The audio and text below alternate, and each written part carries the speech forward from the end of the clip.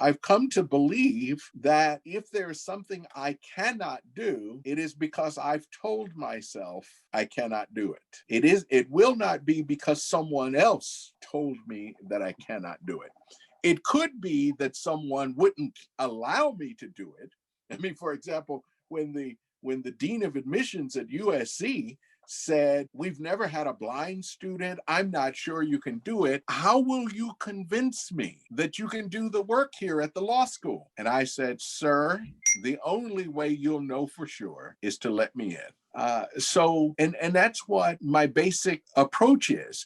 If you allow me to do it, and I believe that I can do it, you put those two things together and I will do it. So most of what you have to argue in life, particularly as a person with a disability, is getting people to allow you to do it. The barriers are put up more often, for me anyway, are put up more often by others, not by me.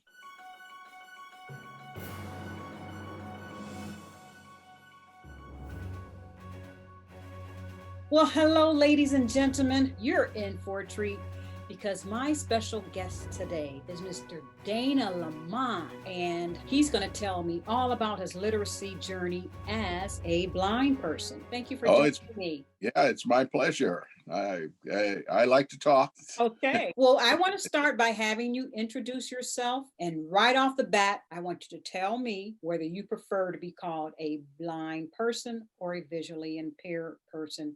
And what are you most comfortable with? So let's find out who you are. Well, you did get my name right. I am Dana LaMon, and you pronounced it correctly. I am in Lancaster, California, which is part of Los Angeles County. And I am a 68-year-old guy who was born in Compton, California.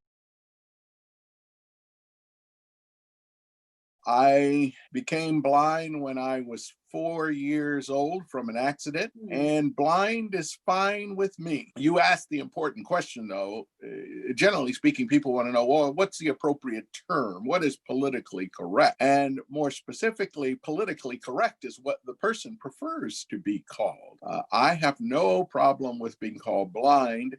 That states specifically what my physical condition is. I cannot see at all, so I am blind. Visually impaired is a term that can be used for people who have a vision problem, but they're still able to see. So there was a period of time in which visually impaired would have been appropriate. For example, when I was in the second, third, and fourth grade, I saw well enough to read large print. So blind would not have been an appropriate term, but it is now. Okay. So I want to go back to that time, and we are really going to focus in on your literacy journey, because as a person, I just love to read. And I'm thinking, well, if I were blind, I wouldn't be able to read. But that is not true at all. So I want you to tell me how you are able to be such a literate person. And first of all, before we do that, tell us about your career, your background, because then people will really be curious about how did he become a judge, etc., as a blind person. You told me to call you Dana, but that's just so hard for me. Okay, but I'll do it. Okay, Dana, tell me about your career.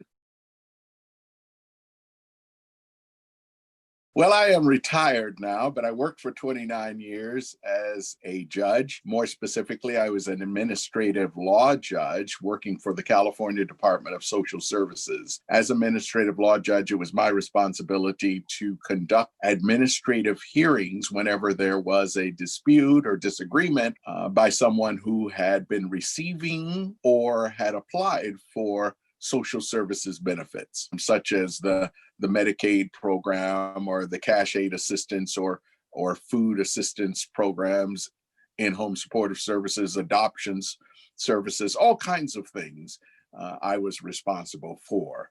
I was based in the Los Angeles office. Well, I had a few jobs in between there. I worked for an elected official, a city council person for Los Angeles. I worked as an executive director of a counseling center for people with disabilities. For a short time, I had my own practice doing family law and probate law, and then started working for the state, and then eventually took the job as an administrative law judge. I retired 10 years ago. So most of my time now is spent either in my professional speaking business Mhm. or volunteering at one of the local high schools. I happen to be the mentor for 3 clubs at the local high school. I Great. work with, yeah, I work with mock trial. Oh, that's a good one. I work with the speech club, Yeah, of course. and I work with the newest one is a club called Girls Build, and Yeah.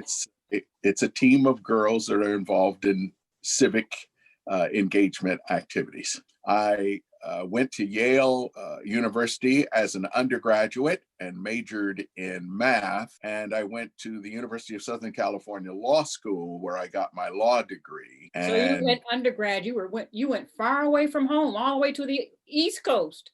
I did, and I did that intentionally. It was my full intent to go to the other side of the country to see what the other side of the country was like. And did you? I did. And I enjoyed it. I appreciate traveling for the purpose of interacting with other people. I don't travel for touristy type objectives. One obvious reason is that I'm blind, so I can't see buildings and monuments and museums and things of that sort. Yeah. But I traveled to interact with people. I appreciated being at Yale because I had a chance to interact with people who lived on the East Coast, the Midwest, who lived in China and India and Africa and Europe, and so it was a nice place to be. I really enjoyed it.